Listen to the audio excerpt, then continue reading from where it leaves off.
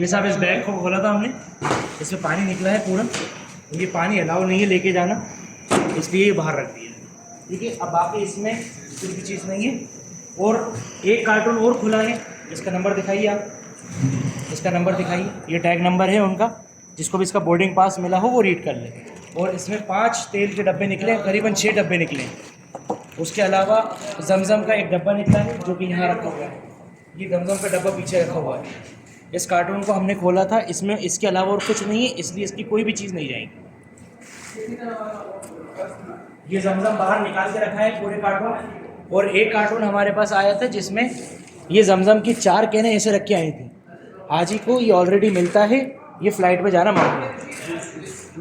ये जूस भी आप लोग रख के नहीं लेके जा सकते, जूस लिक्विड में, और छोटे वाले भी निकाल के बाहर रख दिए जाएंगे। और ये वाली ये कोल्ड ड्रिंक रूह अफ़ज़ा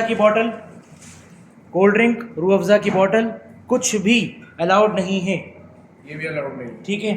और जमज़म ये ऐसे निकाल के हम लोग ऐसे पैक करके बुलाएंगे तो भी फेंकेंगे। ये दिखाइए, ये नीचे कैन दिखाइए भाई, ये दिखाइए, ये इधर दिखाइए भाई। हाँ, और ये बैग एक और खुला है, देखिए इस तरह का ये मजमुआ बना के पानी की बोतल ना रखें। हाँ ठीक है।